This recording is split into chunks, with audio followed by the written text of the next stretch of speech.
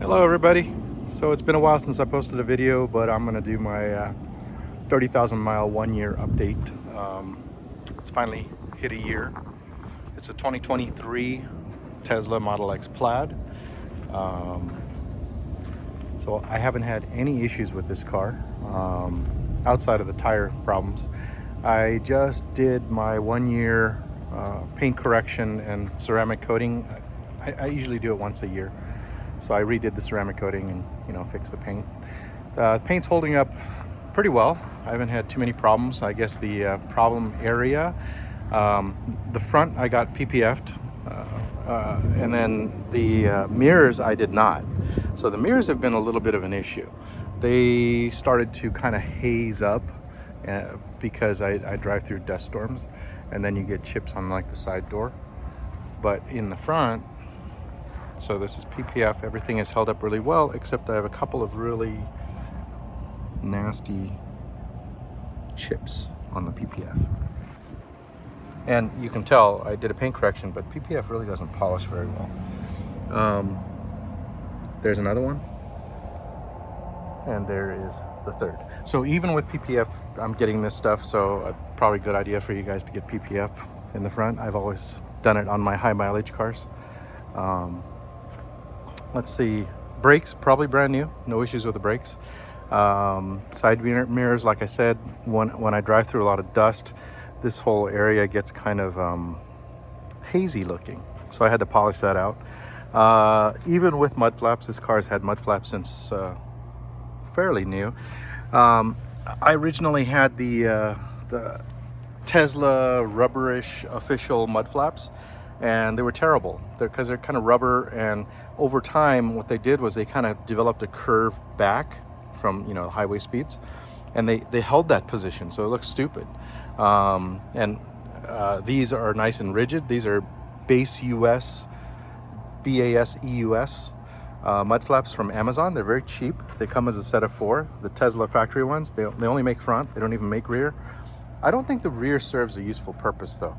I think like if I were to not have that, I don't think the rocks would come up very far. I don't think they would chip this area too badly. So I don't care, but I have it there for looks. This area is a different story. This all of this is, well, I don't know if all of it. No, not all of it. I don't want to rub on my freshly corrected paint too much. Some of it is rock chips. I'm not going to do a wipe for you guys and try to make that look better, but it is what it is.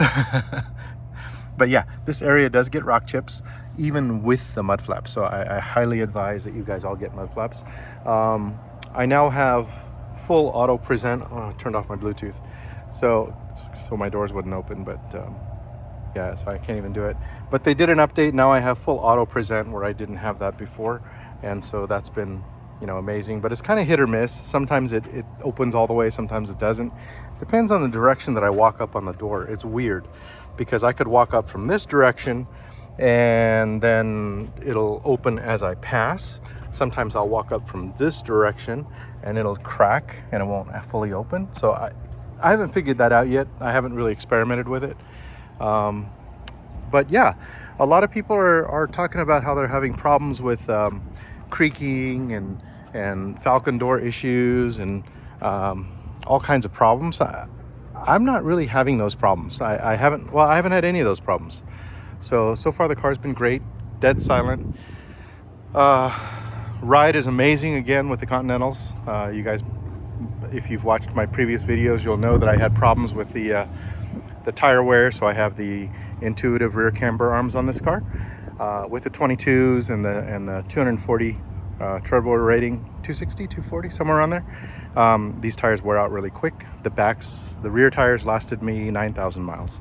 And so briefly I went to Michelin Pilot Sport all seasons, front and rear, and they were terrible, super loud. They rode like a truck. I couldn't stand it, and it made thumping sounds, hitting small things, like little lines in the road. And these tires don't do that. These tires do not do that at all. They're dead silent all the time. They're super supple. It literally is a magic carpet ride. I love these tires. In fact, my wife has Pirelli P0s on her GLE 580, and I'm gonna take those off and put these same Continentals on soon. She's got like 15,000 miles, and she's needing new tires, front and rear. It's a GLE 580 that has the mild hybrid drivetrain from an AMG GT. So it has like 500 horsepower. You know, it's pretty crazy. The car's pretty crazy. It's not my choice of vehicles, but she loves it. But 15,000 miles is all I got out of those tires too, and they're huge. In the rear, I think they're 325, 35, 21s maybe? 21s, 22s, I don't recall. But they're pretty big. They're 325s, so they're really wide. These are 285s, and I thought these were kind of large, but 325 is just really wide. Anyways, there's my update. I hope everybody is doing well. I will try to think of, you know, if I come across anything, you know, that could be potentially helpful or useful or interesting, I'll try to post another video. But this is my 1 year, 30,000 mile update. See you guys.